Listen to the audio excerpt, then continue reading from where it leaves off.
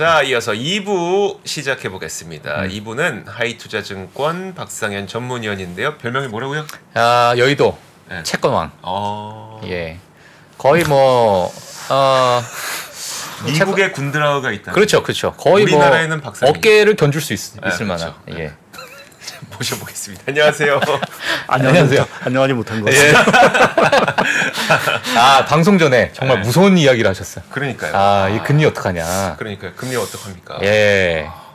천장 뚫리고 이거 천장 뚫린 뚫렸습니까? 거예요? 이거 어떻게 합니까 이거? 뭐 제가 이제 오늘 참 나오기가 좀 껄끄러웠던 게 예. 뭐 기억은 하시죠? 우리도 지난달에 제가 나와서 고점이 뭐 4.6, 4.7 아닐까라는 말씀을 지금요. 3.8 정도까지 말씀해 주셨어요. 지금 뭐. 10년물 국채 금리가 4.97입니다. 오는 찍겠네. 4.97. 야, 진짜 이거 어떻게 봐야 돼요? 뭐 상황이 조금 뭐 여러 가지 그러니까 지금 금리가 떨어질 요인 자체가 딱히 지금 보이지 않는 게 가장 큰 문제인 것 같고요. 지금 뭐 9시 반 오늘 제가 좀 하나 유심 있게 본 게 이제 미국의 주간 실업 청구 건수였는데 지금 나온 게 19만 건대로 또 나와서 왜 이렇게 적어요 또? 네. 상당히 이제 고객시장이 여전히 뭐 강하다라는 부분에서 보면은 뭐 금리가 떨어질 이유가 사실은 조금 내가 볼 때는 이게 뭐 하나 박살 나야 돼. 뭐가 하나 진짜 죽어야 이 끝나는 것 같아요. 그래야 채권 매수세가 들어온다? 네. 뭐가 진짜 박살이 나야 이게 여기서 멈출 것 같은데. 아니 그러면 지금 올라가는 이유는 뭐라고 보시는 거예요? 뭐 다들 얘기하시는 거 이제 비슷한 부분. 일단 뭐 미국 경기 워낙 지금 제가 금방 이제 주간 실업 청구 건수 말씀드렸지만 지금 3분기 미국 성장률이 뭐 5.4% 지금 뭐 애틀란타 연준에서 지금 얘기를 하고 있으니까요. 뭐 그렇게 좋으니까 사실 뭐 금리가 안 올라갈 이유가 사실은 좀 없긴 하겠죠. 이제 거기에 이제 기름을 부은 게 뭐 아시겠지만 중동 사태인 것 같고요. 지금 중동 사태가 뭐 어떻게 될지는 잘 뭐 저희가 속단을 하기는 좀 어렵긴 하지만 바이든 대통령이 결국 그 중동에 가서 아무런 성과라기 표현하기는 그렇지만 뭐 기대했던 성과를 사실 얻지는 못했던 부분들이고 뭐 계속 확전에 대한 얘기들이 계속 나온 뭐 지금 뭐 레바논에서 미국인들 철수하라는 또 뭐 얘기도 나오고 해서 이제 확전에 대한 우려가 분명히 좀 있는 것 같고요. 이제 그것이 뭐 유가는 다행스럽게 지금 뭐 크게 올라가고 있지는 않지만 만약 확정이 됐을 경우에 시장의 불안감 이러한 것들이 상당히 좀 커질 수 있다라는 것이 뭐 아무래도 이제 성장률도 좋은데 물가 자체가 잘 안 잡힐 수 있다라는 이제 우려감이 좀 있는 것 같고요. 거기에 이제 악재가 수급적으로 뭐 지금 누구도 이제 채권을 당분간 기관도 매수하고자 하는 의지가 사실은 별로 없는 것 같고 거기에 중국은 계속 뭐 미국 채권에다 내다 팔고 있죠. 그리고 한 가지 이제 미국이 뭐 요새 여러 가지 뉴스가 이제 쏟아져 나와서 뭐 저기 좀 안 보이는 부분이지만 하원 의장 선거가 또 실패를 했습니다. 맞아요. 그래서 지금 이게 계속 난항을 겪게 되면 지금 지난 이제 10월달에 이제 임시 예산안이 11월 17일인데 그 만료가 되는 게 만약 그때까지 뭐 하원 의장 선거를 뽑지도 못하고 뭐 설사 뽑는다 하더라도 지금 처리해야 될 법안이라든지 이런 것들이 워낙 많기 때문에 그렇게 되면은 또 셧다운 되는 거 아니야? 뭐 또 임시 예산 편성을 할 수도 있다. 뭐 이러한 얘기들이 나오면 결국 미국 국채 발행이라든지 뭐 이러한 것들에 대한 우려, 뭐 지금 가뜩이나 또 뭐 바이든 대통령이 또 이스라엘 지원하겠다고 하니까 그 돈 어디서 날 거야? 그 돈 다 국채 또 발행할 거야. 그러니까요. 뭐 이러한 것들이 사실은 계속 악재가 계속 찍어내는데 지금 금리 자체를 계속 조금 위로 솟구치게 하는 부분들이 아닌가 좀 보고 있습니다. 참 이런 질문이 외람되기도 하고 하면 안 되는 질문이기도 한데 해야 됩니다. 오늘은 오늘 무조건 할 것 같은데 어디까지? 오늘 무조건 해야 돼요. 그러니까 이거. 사실 지금 잠시만요. 혹시 투기적인 겁니까 지금? 투기적이라고 딱 말씀드리기도 좀 어려운 게 일단 성장이 안 나온다라고 하면 투기적이라고 얘기할 수 있는데 성장이 말씀드린 대로 5% 성장이라고 하면 아직 금리가 성장률에 못 미치는 부분들이거든요. 더구나 우리가 그 금리라고 하는 거는 결국 이제 명목 성장률에 결국은 상당 부분 음지하는데 사실 성장률 5%에다가 물가가 합치면 그렇죠. 그렇죠. 금리가 그렇게 높은 거가 아닐 수도 있는 부분이죠. 물론 이제 한 분기의 성장률을 갖고 저희가 모든 거를 얘기할 수는 없습니다. 뭐 없긴 하지만 그럼에도 불구하고 사실은 예상보다 너무 지금 미국 성장이 좋다라는 부분에서는 당연히 장기물 자체가 상당히 올라갈 수밖에 없는 요인들. 거기에 지금 여러 가지 뭐 리스크라고 할까요? 프리미엄이라고 할까요? 뭐 이런 것들이 계속 붙는다라고 하면 뭐 지금의 금리 자체에 대해서 뭐 투기적이다라고 얘기 드리기는 조금 어려운 부분들이 있다라고. 일단 2주 전에 월가에서 2, 3주 정도 됐나요?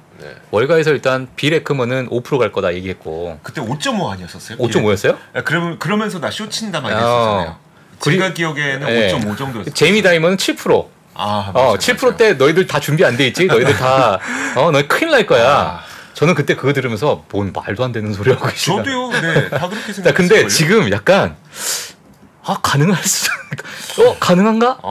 약간 이런 생각도 들기도 하고. 물론 7%는 뭐 너무 좀 말도 안 되는, 모르겠네. 이게 말도 안 되는 말도 못 하겠어 지금. 그러니까 왜냐면 말도 안 되는 상황이 지금 벌어지고 있어서.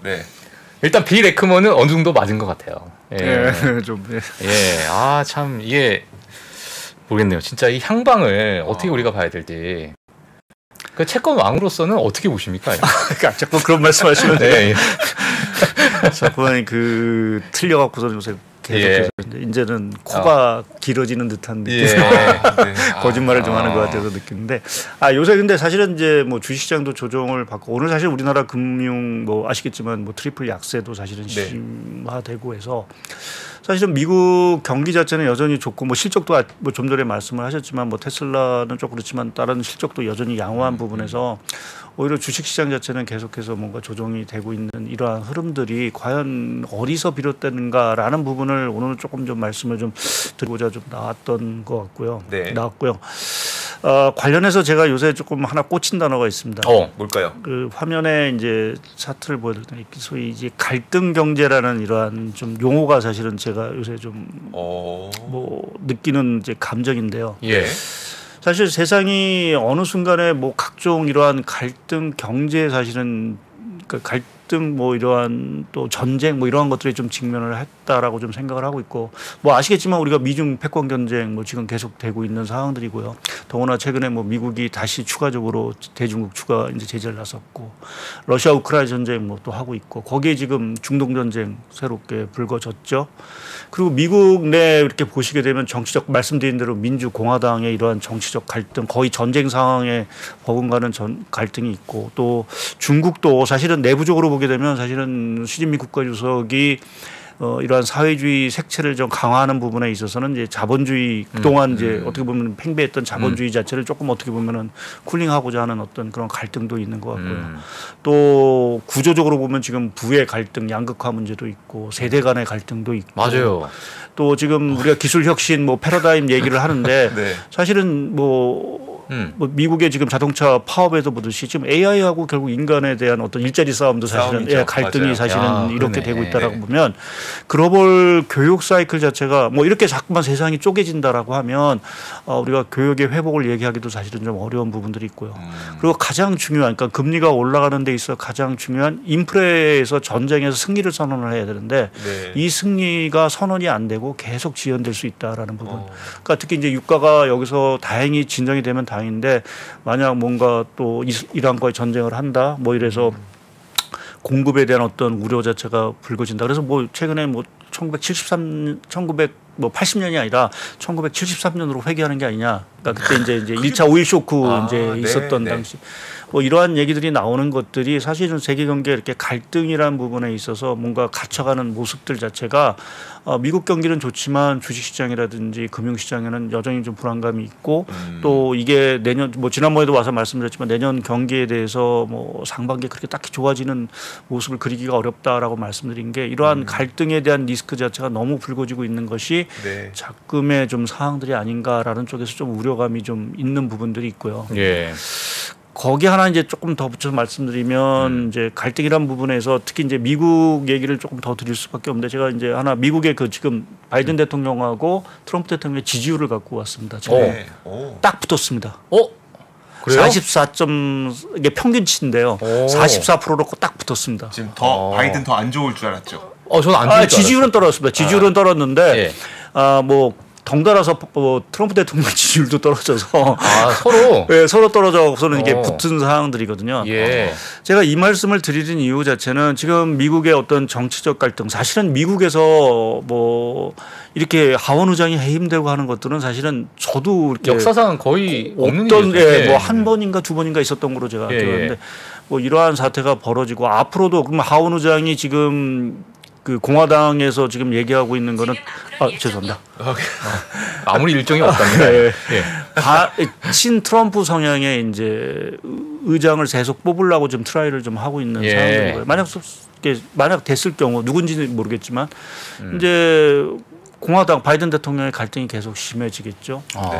이제 그 과정이 이제 미국의 재정 정책이라든지 이러한 쪽에서 당연히 이제 올해는 뭐 우리가 인플레 감축법 뭐 이런 것들로 해서 많은 혜택을 얻었는데 이제 내년에 들어와서 그러한 것들이 상당 부분 약화될 수 있다.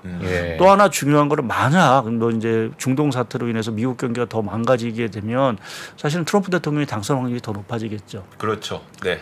이제 그렇게 됐을 때 가장 우려되는 건 뭐 트럼프 대통령이 와서 뭐 어떻다 한다는 거서 이 산업적인 어떤 정책들 또 우리가 지금 선호하고 있는 여러 가지 섹터들에 대한 급격한 변화가 있을 수 있다는 우려감이 증폭될 수 있다는 거죠. 대표적으로 말씀드린 뭐 반도체라든지 뭐 2차 전지라든지 뭐 이러한 것들이 갑자기 전기차 당분간 뭐 좀 모르겠고 다시 뭐 이제 화석 연료 이런 쪽으로 갈 거야라는 쪽의 얘기를 하고 인플레 감축법에 대해서도 이제 그거 당분간 우리 중단할 거라는 어떤 그 트럼프 대통령 그러한 어떤 의사들이 이제 우려가 증폭이 된다라고 하면 지금의 분위기 자체하고 지금 어떤 섹터 분위기하고 갑자기 이제 분위기 자체가 다 싸해질 수 있는 어떤 그러한 상황이 지금의 시장에 조금 우려감도 조금 일부 반영이 되고 있는 거죠. 물론 이제 좀 너무 앞서간 얘기긴 하지만 내년 이런 대선이라는 부분을 앞두고 있는 상황에서는 뭐 제가 말씀드린 이런 갈등이라는 부분 자체가 곳곳에서 사실은 지금 나오고 있는 것이 딱히 이렇게 좀 긍정적이 보이지 않는다라는 이제 생각들이 요새 자꾸만 좀 드는 부분인 것 같습니다. 그러면 우리 과거에도 사실 대선이라는 것을 시장에서 많이 경험했었잖아요. 트럼프 때는 그때도 그랬었었나요? 제가 기억이 좀 가물가물해서. 그러니까 트럼프 대통령 당시 이제 대선이 처음 이제 될 때는 다들 우려를 했죠. 그렇죠. 어디로 튈지도 모르고. 클린턴과 그때 힐러리 클린턴과 지금 그래서 이제 트럼프 대통령이 되면 주식시장 다 망할 것처럼 다시 생각을 했는데 그렇지만 당선이 되고 나서는 오히려 주식시장이 반색을 했죠. 그러니까 법인 세일도 인하해주고 뭔가 이제 더 그러니까 좀 친기업적으로 가고 이게 미중 갈등 문제를 이제 결국 이제 끌어낸 부분들에 있어서 뭐 중국은 사실 안 좋고 우리나라도 안 좋았지만 미국은 그것 때문에 오히려 더 좋아질 수 있다라는 이제 생각들이 나오면서 오히려 주식시장 자체는 트럼프 대통령 당시에는 뭐 초기 뭐 이러한 때는 상당히 좋았던 상황들이었죠. 또 뭐 미 연준이 금리 올리니까 뭐 금리 뭐 올리지 말라는 정도까지 맞아요. 직접적으로 개입을 하면서 뭐 압박도 주고 하면서 그렇지만 지금 뭐 트럼프 대통령이 다시 당선이 된다고 해서 뭐 이게 지금 상황이 뭐 우리가 2018년 그때 이제 취임을 했죠. 그 상황으로 다시 돌아간다라고 얘기 드리기는 사실은 좀 어려운 부분들이 있습니다. 지금 미국이 처한 상황들 뭐 이러한 것들이 이제 2018년 당시하고 흐름하고는 상당히 좀 차이가 분명히 있고 그래서 과연 이제 지금의 어떤 큰 물결 자체를 다시 다시 역행시키는 것이 과연 좋을까라는 부분. 그러니까 지금 미국 경기 주식시장이 상당히 좋은 이유는 여하튼 기술 혁신한 부분을 선도를 하고 있고 그것에 여러 가지 기업들이 혜택을 받고 있는데 뭐 그것에 대한 부분을 뭐 계속 지원을 하는데 그래도 뭐 바이든 대통령하고는 조금 결이 다를 수 있는 부분들이 분명히 있겠죠. 그래서 뭐 그런 거고 또 이제 세계적인 어떤 분쟁 문제에 있어서 뭐 트럼프 대통령의 어떤 성향을 보면 지켜는 주고 우리가 지원을 해줄게 대신 돈을 내라 뭐 이런 식의 어떤 청구서를 또 내놓을 수도 이렇게 할 수도 있는 부분들이 있어서 뭐 여러 면에서 뭐 트럼프 대통령의 당선이라는 부분 자체가 만약 뭐 우리가 1년 후의 거를 예상하기는 어렵지만 그것이 뭐 앞으로 이 지지율의 변화에 따라서 시장의 흐름 자체도 상당히 우려와 기대감이 뭐 왔다 갔다 할 수 있는 그 가능성이 상당히 커졌다라고 좀 봐야 될 것 같습니다. 이게 너무 이제 또 극과 극으로 가니까 이게 지지율에 따라서 시장도 막 이렇게 막 쏠렸다가 뭐 정말 변동성이 엄청 커지는 그러니까 시장이 계속 지속되겠네요. 예, 최근에 그래서 뭐 우리나라 뉴스 뭐 오늘도 좀 신문을 봤는데 뭐 이제 뭐 K 배터리가 역풍을 만든 뭐 이런 뉴스가 벌써 나오기 시작을 한다라는 것 자체가 기본적으로는 조금 이제 시장의 분위기가 뭔가 이 바이든 대통령의 지지율 자체가 조금 답보 상태이고 또 이 중동이란 쪽에 또 발목을 잡히는 듯한 모습을 보이다 보니까 좀 여러 가지로 좀 우려에 대한 목소리들이 좀 나오고 있는 것 같습니다. 그럼 조금 시기를 앞당겨서 너무 이제 너무 멀리까지 보지 말고 그거는 이제 조금 나중에 생각하고 당장 이제 며칠 남았습니까? 20일도 채 남지 않은 것 같아요. 그 셧다운까지 다음 셧다운까지 셧다운 가능성과 함께 셧다운 당시에 시장의 움직임이 좀 어땠는지 이런 부분들이 좀 통계적으로 있을까요? 예, 그 셧다운 자체가 뭐 그렇게 시장에 그렇게 큰 영향을 미친 건 분명히 아닙니다. 과거 사례를 보더라도 제가 오늘 그래서 좀 준비를 해왔는데요. 네. 주식시장 같은 경우 이제 1976년 이후에 이제 셧다운 사례들을 쭉 모았는데 맨 요즘 S&P 이겁니다. 보면 이제 셧다운을 기준으로 해서 뭐 초기에는 그러니까 셧다운이 되기 전에는 우려감 때문에 좀 하락을 했지만 대부분 셧다운이 되더라도 주식시장은 이제 뭐 올라가는 상황들입니다. 근데 문제는 이제 금리죠. 금리 같은 경우가 이제 한 10일 이상 지속이 되면 사실 금리가 계속 올라가는 모습들이 과거의 일반적인 현상들이었습니다. 그래서 지금 셧다운이 뭐 될지 안 될지는 모르겠지만 그 우려 자체가 커지면 지금 가뜩이나 불안한 국채 금리의 흐름 자체가 더 올라갈 수 있다라는 거는 지금 봐서는 악재일 수밖에 없고요. 그래서 과거의 사례가 이번에도 주식시장이 적용될지는 지금의 금리 수준 레벨대로 봐서는 조금 우려스러운 부분들이 있다. 물론 이게 지속적으로 뭐 주식시장을 끌어내리는 요인들은 아니긴 하겠지만 과거의 어떤 금리 흐름 뭐 이러한 것들을 봤을 경우에는 셧다운이 현실화됐을 때는 조금 문제가 될 수도 있는 소지들이 이번 경우에는 있지 않겠느냐라는 쪽으로 조금 얘기를 드릴 수 있는 부분들이 있고요. 지금 최근에 뭐 아시겠지만 뭐 여전히 미국 경기는 좋습니다. 뭐 고용 시장도 여전히 좋고 뭐 소비 경기도 뭐 좋긴 하지만 갑자기 이렇게 금리가 올라가다 보면은 이 소비 경기 자체가 갑자기 냉각될 수 있는 그 가능성에 대해서 우리가 조금 생각을 좀 해봐야 될 것 같고요. 네, 저 사실 그 부분을 잘 모르겠어요. 그러니까 지금 금리가 이렇게 올라가고 있음에도 불구하고 소비가 꺾이질 않고 있다는 거잖아요. 지금 지난번에 며칠 전에 나왔던 소매 판매도 이게 언제 꺾여요? 어느 순간 훅 꺾입니까 이게? 아니면 이게 천천히 이상하네 조금씩 이게 천천히 꺾입니까? 아니면 가다가 더 이상 못 버티겠다 푹 꺾입니까? 뭐 일반적으로 뭐 점진적으로 꺾이는 게 맞는 상황들인데 지금의 어떠한 상황으로 봤을 때 어떤 충격이라는 부분, 그러니까 금리라든지 또 유가라는 충격이 오면 사실은 그게 갑자기 사실 식을 경우도 배제할 수는 없겠죠. 그러니까 그 가능성이 사실은 커지고 있는 이유는 물론 말씀드린 대로 고용시장이 여전히 좋기 때문에 그 가능성이 낮다라고 하지만 금리 자체가 너무 높습니다. 이게 제가 오늘 하나 관련해서 조금 하나 준비한 게 그 미국의 신용카드 대출금리인데요. 뭐 화면을 보시면 알겠지만 지금 8월 말 기준으로 보게 되면 22%입니다. 카드론 대출이 22%요? 예, 그러니까 우리나라도 뭐 지금 카드론 대출 받으시면 거의 10% 뭐 후반대 정도. 그 정도 나와요? 카드론 자체는 워낙 좀 고금리상. 그러니까 은행 금리하고는 좀 뭐 비교를 하시면 안 될 것 같고요. 그러니까 특히 이제 최근에 올해 들어와서 이제 카드론 대출 금리가 뭐 이렇게 급등을 한 상황들이고. 근데 지금 미국의 카드론 대출 잔액이 얼마냐면 한 1조 달러 정도 됩니다. 1000조네, 1300조. 뭐 그걸 떠나서 뭐 한 20%만 잡아도 이자가 2천억이 된다. 그러니까요. 카드사를 사야겠네 이거네요. 그러니까 그 얘기 자체는 어느 순간에 이 소비 경기 자체가 확 이제 고용 시장만 조금 비틀거리면 이 소비 경기 자체가 확 죽을 수 있는 가능성이 이제 도사리고 있는 부분들이 있고요. 더구나 이제 뭐 지금 초과저축 뭐 다 소진했다는 얘기도 있고 또 이제 4분기부터 아마 학자금 대출 상환을 해야 될 겁니다. 그렇죠. 예, 그거에 대한 어떤 그 가계의 어떤 소비 여력이 떨어지는 부분들이 하나 있고요. 또 한 가지 아시겠지만 최근에 미국의 그 주택 경기가 상당히 안 좋습니다. 지금 몰기지 금리가 30년물 지금 8%예요. 네, 8%에서 8%. 뭐 가격은 사실은 잘 안 떨어지는데 매매 자체가 안 되고 있다. 아예 그냥 말라버리는 거죠. 공급 그러니까 예, 그러니까 하겠다는 사람이 아예 안 나오겠죠. 예, 뭐. 그 이유 중에 하나가 뭐 많이들 얘기하셨지만 이게 그동안 저금리, 고정금리로 사실은 다 받아서 집을 사신 분들이 이사를 하려도 살 수가 없다는 거죠. 이제 이사를 하려면 새로운 이제 대출 프로그램을 받으려면 고금리로 갈아타야 되는데 지금 그 금리를 건디면서 집을 이동할 수는 없다라는 얘기가 되겠죠. 집값도 비싼데. 네. 그래서 그러니까 지금 살고 있는 데보다 더 작은 데를 가야 돼.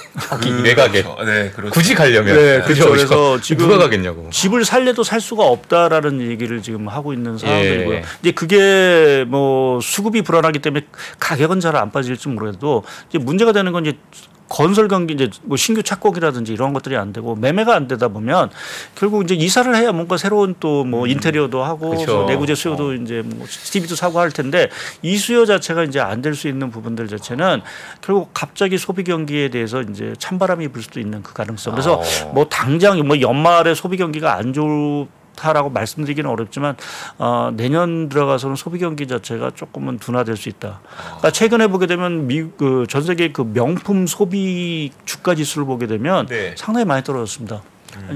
고점 대비 7월 말 고점 대비해서 한 13% 정도 떨어졌거든요.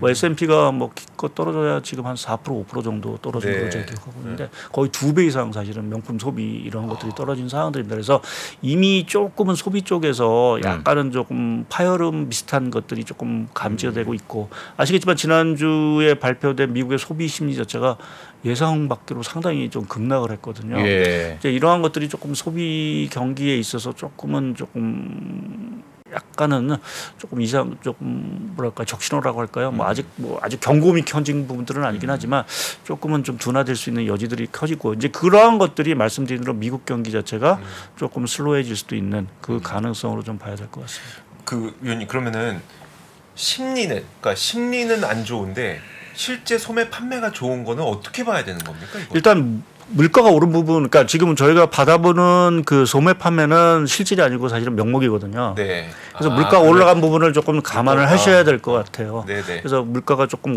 가격이 올라간 것들, 제품 가격이 올라간 것들. 5천 원에 샀었는데 6천 원 사면. 그래서 보면 전체적인 약간은 그러한 일부, 뭐 그게 다는 아니긴 하지만 일부 그러한 영향들이 조금 있지 않겠느냐라는 쪽에 좀 생각을 좀 해봤습니다. 그러니까 저도 사실 얼마 전에 뭐 이게 정확한 건 모르기는 하겠는데. 뭐 저 아는 분이 미국 뭐 LA 디즈니랜드를 뭐 갔다 왔는데 입장권만 3인이 들어갔는데 거의 100만 원 냈다고 하더라고요. 입장권이요? 입장권만요? 네, 하루 올데이 그 입장권만 내는데 거의 100만 원을 냈다고 하더라고요. 뭐 정확한 건 아니지만 거의 근데 최근에 디즈니랜드 그 가격이 올랐다는 얘기는 있고 뭐 25만 원인가 뭐 이 정도 한다고 하더라고요. 그러니까 사실은 이 소비의 가격이라는 게 사실 저희가 체감을 못하고 있지만 사실 미국은 상당히 많이 올랐다라고 얘기를 하고 있고요. 뭐 지금 레스토랑에서 팁 같은 경우도 과거에 뭐 한 10에서 15% 줬는데 지금 20% 줘야 되는데. 맞아요.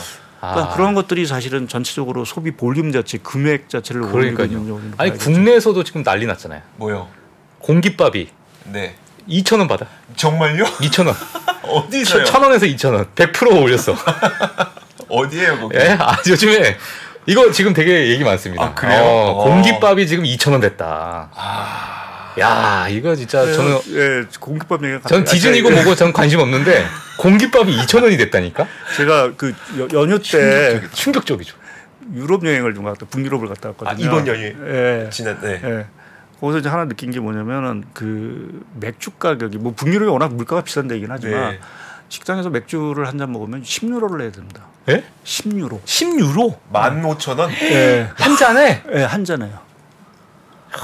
이게 말이 됩니까? 이게? 그리고 이제 그것도 그렇지만 화장실이 그 유럽은 대부분 이제 유료니까 어떤 때 2유로를 내더라고요. 화장실 들어가는데. 야, 3,000원, 3,000원. 오줌 쌀 바에야 공깃밥 먹겠다. 그러니까 과거에 보면 한 그게 0.5, 1유로 이렇게 됐었는데 거의 한 2배 이상 사실은 올랐거든요. 그러니까 이런 물가라는 부분 자체가 우리가 이제 저희도 많이 이제 체감을 하지만 막상 이런 그 선진국이나 이러한 쪽은 뭐 우리가 생각하는 거 이상으로 좀 올랐다라는 느낌을 사실 저는 이번에 좀 받고 왔습니다. 그래서. 그러면요 위원님께서 혹시 보시기에 이 물가로 인해서 실질적인 타격이 일어나고 있는 뭐 산업이나 이런 것들이 좀 보이세요?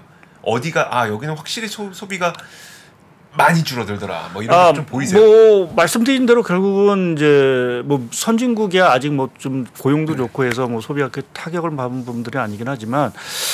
결국 뭐 전 세계적으로 봤을 때 소비 경기 자체가 조금 위축이 되는 것들이 말씀드린 대로 그 명품 소비도 그렇고요. 뭐 최근에 이제 우리나라 들어오는 유커들의 소비를 보게 되면 네. 뭐 상당히 소비의 전체적인 단가 자체가 떨어졌다는 얘기를 많이 합니다. 그러니까 소위 뭐 여러 가지 요인들이 있죠. 사실은 뭐 지금 들어오는 관광객들 자체가 과거처럼 이제 중산층의 어떤 그 단체 관광객들이 아니라 개별의 쌍커라는 표현을 쓰는 것 같은데요. 그런 개별적인 어떤 요인 그 관광객들이 오면서 이제 소비 이러한 것들이 사실은 줄어들었다라는 얘기를 하는데 제가 중국 얘기를 드리는 거는 사실은 전 세계 여하튼 그래도 소비의 중심축 자체가 하나가 이제 미국이고 하나가 이제 중국이라고 보면 그러한 쪽에서 뭔가 조금 변화의 조짐이 있다라는 것들도 결국 이제 좀 소비 경기 이러한 쪽에 좀 타격이 좀 있지 않나라는 좀 생각을 좀. 그 중국의 소비는 사실 이렇게 지금 오픈한데도 불구하고 많이 안 좋은 상태잖아요. 뭐 여러 가지 요인들이 있죠. 뭐 부동산 경기도 안 좋고, 그러니까요. 뭐 지난 여름에 여러 가지 이제 뭐 자연재해도 좀 많고 해서 사실 이제 소비라는 부분이 사실 좋아지기가 조금 쉽지 않은 어떤 그런 구조인 것 같습니다. 근데 좀 위원님께서 보시기에는 이 중국 소비 자체도 좀 길게 이렇게 이 둔화가 길게 좀 지속될 거라고 좀 생각하세요? 어떻게 보세요?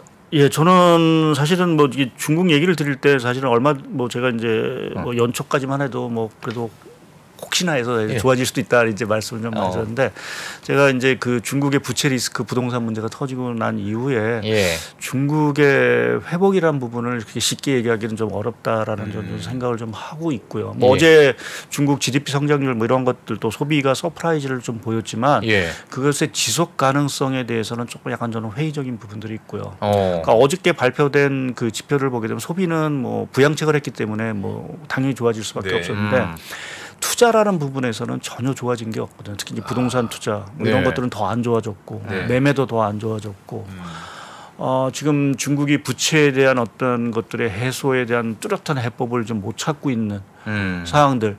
그러니까 지금 오늘 나온 뉴스 중에 하나가 좀 눈에 띄는 게 그 비구이안 저희가 아는 그 거칠이 가든 벽기원. 어제 사실은 달러 부채 이자를 상환을 못했습니다. 맞아요. 저 사실은 부채 사실 디폴트 상황이거든요. 그렇죠. 근데 오늘 나온 뉴스 중에 또 하나가 뭐냐면은 뭐 설인데 뭐 부인도 했지만 비구이안 그 최대 주주하고 회장이 국외 출국을 했다. 도망갔다. 이러한 설이 해외 출국설이 돌았는데 뭐 부인은 했습니다. 근데 그만큼 사실은 지금 상황 자체가 이게 부채 문제가 해결이 안 되고 있다라는 부분에 우리가 받아들일 수 있는 부분들이 있어서 중국 경기에 대해서 좀 낙관적인 얘기를 드리기가 상당히 좀 어려운 부분들이 있지 않을까 좀 보고 있고요. 관련해서 그 하나 차트를 보여드리겠는데요. 네네. 이게 뭐 채권 얘기를 하는데 중국 좀 비구이안의 채권 가격입니다. 채권 가격인데 지금 얼마냐면 이게 만기별로 다르긴 하지만 5센트입니다. 5센트. 그러니까 우리가 보면 한 1달러를 이제 기준으로 보게 되면 지금 5센트로 갔다라는 얘기는 거의 휴지 조각이 됐다는 얘기죠. 그러네요. 그러니까 이거는 사실은 이제 자금 조달이라든지 이런 것들이 전혀 안 된다. 거기 이자까지도 사실은 지금 지불을 못했다라고 하면 이제는 그 중국 내 투자자들이 들고 일어날 수도 있는 상황들. 지금 달러 채무 그 관련해서 이자도 못했는데 우리가 국내 중국인 투자들이 받을 어떤 채무 자체에 대해서 결국 신뢰가 안 쓰는 거죠. 지난번에 채무 상환 연기를 했는데 그거를 누구 이제 100% 믿을 수는 이제 없는 상황들이 되는 거죠. 그래서 자칫 잘못하면 정말 비구이안이 뭐 헝다도 그렇지만 이게 해소가 안 되고 결국은 계속 그 디폴트 쪽으로 다가갈 수 있는 그림 자체는 갈수록 중국의 부동산 문제 이런 것들은 해법 찾기는 어렵고 부실은 계속 좀 쌓일 수 있다라는 부분에서 중국에 대한 문제를 아직은 그렇게 뭐 지표 9월달 지표가 조금 좋았다라고 해서 이거를 낙관하기가 사실은 좀 어려운 부분들인 것 같고요. 오늘 지금 중국 주가도 보게 되면 연저점 경신을 한 상황들이고 연저점. 그래서 상당히 조금 뭐 이게 뭐 미중 간의 갈등 문제도 있고 하지만 여하튼 좀 중국 내의 상황도 사실 녹록치 않다라는 점을 말씀드릴 것 같습니다. 어떻게 된 게 비구이안 채권이 공기밥보다 싸네요. 참네. 내가 살게. 그러니까. 참. 와. 야, 5센트. 그러게. 대박이다. 그러니까 그러면은 그 지금 막 정말 어떤 분이 말씀하셨었지? 어떤 분이 이렇게 직접 세워봤더니 거의 이번 지금까지 내놓은 중국의 부양책이 거의 20 몇 개가 되더라. 뭐 이런 말씀을 하셨는데 그 부양책은 사실 경기를 살릴 수 있을 만한 부양책은 아닌 건가요? 이게 해소되지 않는 이상? 그렇죠. 하방을 막을 수 있는 정도의 부양책인 거고. 아, 그런 거예요? 문제의 가장 핵심인 이 부채 자체를 해결하고자 하는 부양책은 아닌 거예요. 그러니까 사실은 어느 나라나 마찬가지지만 사실 수순이 뭔가 이제 부채 문제가 터지고 이런 신용 유세가 터지게 되면 결국 이 부채 조정 뭐 빚 잔치를 한번 하는 게 네. 수순이고 그 다음에 이제 구제금이라든지 부양책이 들어와야 경기 자체가 이제 V자 반등을 하겠죠. 네. 근데 지금 중국의 태세 자체는 저 부채 문제는 잘 모르겠고 부동산 경기 좋아질 때까지 그냥 어떻게 지리지리 끄는 방안으로 간다라고 하면 딱 우리나라 부동산 PF 문제하고 똑같은 거죠. 우리나라 부동산 PF 문제 아시겠지만 전혀 해소가 안 되고 그냥 지금 계속 막고 있는 상황들인데 부동산 막고 막아주는. 부동산 경기가 살아 좋아질 때까지 이제 기다리는 이러한 모습과 지금 중국의 여러 가지 좀 부채 문제가 사실은 거의 뭐 대동소이하다라고 봐야 되겠죠. 그러니까 이렇게 이제 부동산 경기가 안 좋고 부채 문제가 안 좋다면 투자를 할 수가 없는 거죠. 그렇죠. 네. 그러니까 거기에 이제 중국이 재정을 뭐 말씀하신 대로 이제 투여를 해야 되는데 지금은 지방 정부의 어떤 이자라든지 이러한 거 부채 부실을 막는데도 사실은 버거운데 사실은 거기다 대고 또 부양을 한다는 게 돈을 더 찍어서 부양한다는 게 그렇게 쉽지는 않은 상황들로 봐야 될 거예요. 중국은 그럼 그 돈을 혹시 미국 채권을 그렇게 팔아서 마련하고 있는 건가요? 아니면 본인들의 채권을 지금 막 발행하고 있는 건가요? 미국 채권을 많이 파는 것 같습니다. 그것도 하나 미국 지금 수급적으로 보게 되면 조금 국제금리 올리는 그 중에 하나의 그것도 그래서 오늘 차트를 하나 준비를 있어요. 다 가져오셨어요. 그래서 여러 가지 역시 지금 중국의 지금 이게 미국 채권 보유액인데 뭐 보시면 알겠지만 계속해서 어마어마하게 줄고 있습니다. 그래서 지금 8천억 달러 정도. 한때는 뭐 한 1조 2천억까지 갔던 게 한 4천억 달러 정도 줄어든 거죠. 여전히 2위입니까? 지금 1위 아닙니다. 그러니까 2위입니까? 일본 다음이죠. 지금 홍콩하고 합치면 그래도 간간히 지금 1조 정도는 이제 달러는 갖고 있긴 한데요. 근데 계속해서 저렇게 팔아대는 부분 뭐 이러한 것들은 중국이 그만큼 뭐 미중 갈등 문제에서 어떠한 것들도 하긴 하겠지만 상대적으로 보게 되면 조금 뭐 말씀하신 그 중국의 어떤 재정 여력 뭐 외환 보유가 3조 달러가 있다라고 하지만 그게 과연 다 가용한지는 퀘스천인 부분들이 또 있고요. 그래서 지금 계속해서 아마 미국 국채를 내다 팔고 있는 부분들이 아닌가 좀 보고 있습니다. 이러니까 팔지. 그러니까 이러니까 이제 금리도 출렁거릴 수밖에 없을 것 같기도 하고. 예, 알겠습니다. 그럼 중국 위안화는 요즘에 어때요? 위안화 안 좋죠. 오늘도 7.31에서 거의 연고점에 거의 다다른 상황들이고요. 이게 7.3 레벨이라는 게 상당히 중요한 저는 개인적인 생각을 좀 갖고 있고요. 지금 하나 차트를 또 보여드리겠는데 위안화도 있어요? 위안화도 있습니다. 차트를 하나 준비를 했는데 지금 위안화가 7.31 정도로 2008년 이후에 가장 높은 수치입니다. 진짜 싸네요. 근데 이 7.3이라는 게 지금 시장에서 생각하는 마지노선입니다. 그래요? 네, 여기서 뚫려버린다라고 하면 위안화 자체가 더 올라갈 수 있다라는 좀 생각을 좀 하고 있는 게 대부분의 시장의 콘센서스고요. 그래서 중국 정부도 7.3위에서는 계속 시장 개입을 하면서 이거를 막고 있는 상황들입니다. 근데 뭐 차트상으로 보게 되면은 다 뚫고 올라간 것 같은데 7.3이라는 게 왜 거의 마지노선이라고 보는 거예요? 그거는 이제 뭐 아무래도 전고점과도 사실은 연고인 것 같고요. 뭐 일단 시장에서 그렇게 판단을 좀 하고 있는 상황에서 일단 7.3을 넘으면 그 다음에 이제 차트상으로 보더라도 이건 위에가 사실은 없기 때문에 그러니까요. 결국 이제 뭐 8위안까지도 이제 뭐 얘기하는 사람도 있는데 뭐 그 정도까지는 아니라고 보긴 하는데 여하튼 좀 위안화 진짜 강세로 돌아갈 요인이 사실은 안 보입니다. 뭐 달러도 강세죠. 미중 간의 금리 격차도 커지고 있죠. 뭐 지금 중국에서 자금들은 계속 빠져나가고 있죠. 채권, 주식에서 다 빠져나가고 있죠. 또 중국의 어떤 정책적인 신뢰는 떨어지고 있는 이러한 상황들 모든 걸 종합해 보면 위안화가 사실은 강세로 갈 요인들이 사실은 안 보이고 있다라는 게 이제 문제인 상황들이죠. 그래서 모르겠습니다. 중국이 경기 부양을 하면서 뭐 올해 5% 성장률은 이제 맞출 거로 보고는 있는데 사실은 그게 큰 의미를 갖고 있을지는 좀 모르겠고 오히려 5% 성장률을 맞추다 보니까 뭐 가능하다 보니까 뭐 올해 추가적으로 더 부양은 안 할 수도 있다라는 좀 생각도 있고요. 예. 오히려 내년 쪽으로 뭔가 자금들을 넘길 수도 있다라는 부분 자체는 예. 오히려 좀 시장에 좀 실망감을 더 줄 수도 있는 부분이어서 좀 여러 가지로 지금 상황이 진짜 예. 저는 지금 위원님 말씀을 지금 한 1시간 들어보니까 네. 한 30분 들어보니까 망했어. 다 망했어 우리 사실 지금. 큰일 났어. 아 그래요? 근데 아닌데 뭐 미국 기업이나 주가 이렇게 실적이라든지 이런 것들이 아직은 좀 버티고 있고 예. 그러한 부분에서는 뭐 주식시장 이렇게 허물어질 뭐 요인 당장 뭐 허물어질 요인은 사실은 저도 크지는 않다고 보는데 예. 상당히 답답한 것이 내년 초까지는 사실은 좀 이어질 수 있는 여지는 분명히 있다라고 좀 봐야 될 것 같고요. 뭐 거의 시간이 돼서 마지막으로 하나 더 말씀드리면 네네. 오늘 또 나오다가 뉴스 하나가 딱 눈에 띄는 게 그 이탈리아에서 이제 국경을 막는다고 하더라고요. 그러니까 그 유럽에서 왔다 갔다 하는 그 소위 생겐 조약에 대해서 네네. 그거를 이제 슬로베니아 쪽에서 오는 거를 일단 국경을 폐쇄한다. 그러니까 국경을 폐쇄한다라기보다는 이제는 이제 검색 이런 것들을 생겐 조약을 일시적으로 검문한다고 그러니까 그 얘기는 그 난민이라든지 이러한 쪽이 이제 그쪽으로 우회해서 올 수 있다. 그렇죠.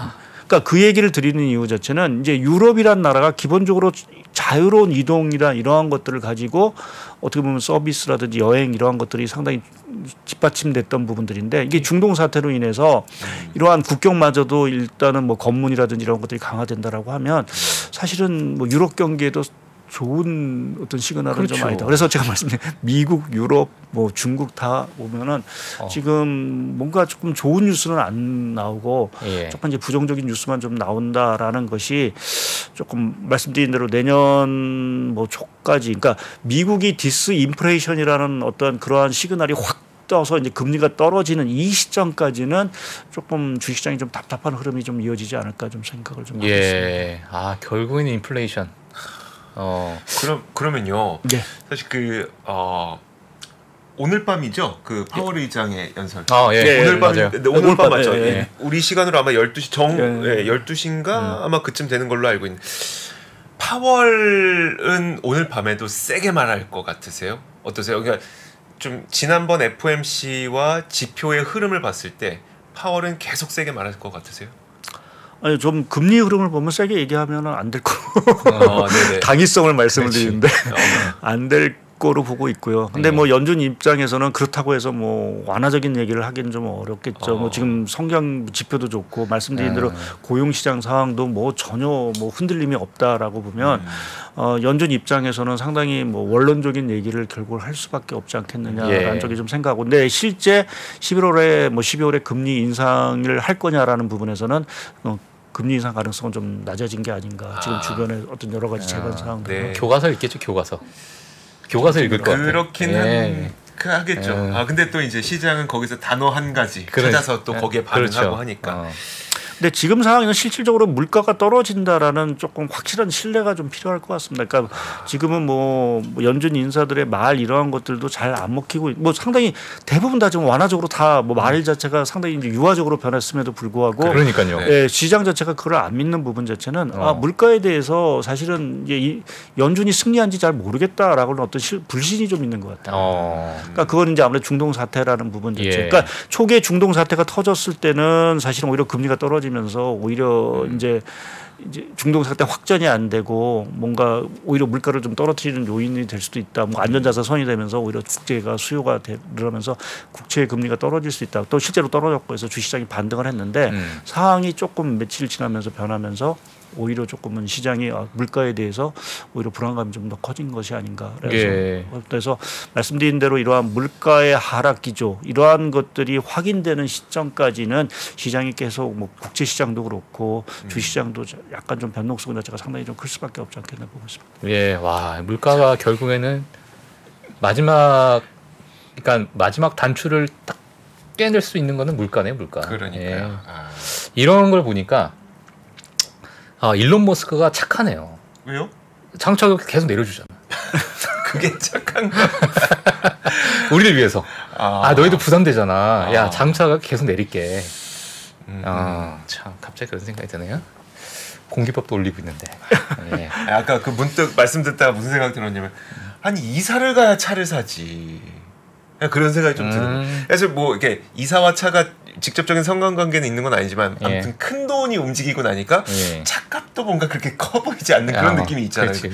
아 이사를 가야 차를 사지. 아우 차가 안 팔리는구나 확실히.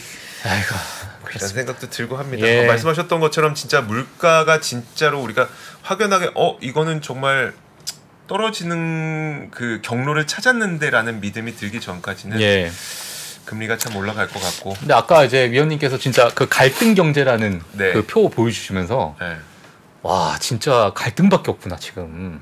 이게 진짜 위협적으로 좀 다가오네요. 그러니까요. 이게 쉽사리 뭐 해결될 만한 갈등들이 아니니. 그러니까요. 좀 오늘 너무 좀 우울한 얘기를 좀 드린 것 같긴 한데 사실 근데 이제 내년에 저희가 이제 뭐 사실 경기에 대해서 그렇게 딱히 좋은 말씀을 드리기는 어렵지만 만약 1분기 좀 지나면서 물가 자체가 좀 이제 떨어지는 추세가 보인다라고 하면 기대하는 거는 사실은 자금의 흐름이 변화가 있을 거로 보고 있습니다. 지금 미국 MMF의 잔고가 한 6조 달러 정도 되거든요. 너무 많이 쌓였죠. 팬데믹 이전이 한 3조 달러였습니다. 그러니까 한 배 이상 늘어난 상황들이 이제 얼마나 줘요 그 MMF는? 뭐 지금 뭐 미국 국채 금리가 국채 기준금리가 5.5니까 뭐 그거보다 조금 더 주겠죠.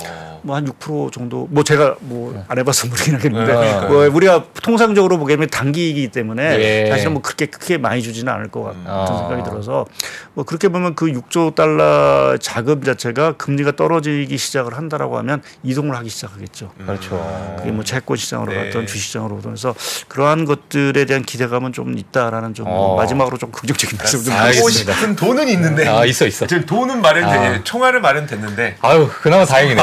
돈이 있네. 돈이 있어. 돈이 있네. 거기 있어. 알겠습니다. 자 저희 박상현 전문위원과 함께 채권왕 여의도 채권왕과 함께 자 금리와 그리고 물가를 이야기를 들어봤습니다. 참 좀 무겁긴 하지만 그래도 우리 총알 마련해놨다는 것으로 좀 이렇게 약간 위안을 삼으면서 오늘 보내드리도록 하죠. 말이 잘 안 나오네. 오늘 너무 감사드립니다. 감사합니다. 네, 감사합니다. 복잡하고 어렵게 느껴지는 재무제표와 용어들. 친절한 투자 멘토 사경인 마스터가 매주 새로운 콘텐츠로 알기 쉽게 설명해드립니다. 재무제표 분석과 포트폴리오 구성. 뭐 양대 재무제표라고 그러면 대차대조표랑 손익계산서가 있거든요. 매수 매도 방법. 이렇게 사는 게 좋겠네. 이렇게 사면 좋겠다. 근데 이렇게 살려면 뭘 해야 되냐면요. 나머지 3분의 1은 놔둬봅니다. 어디까지 가는지. 실전 투자 팁까지 알려드립니다. 오직 3프로 멤버십에서만 만나실 수 있습니다.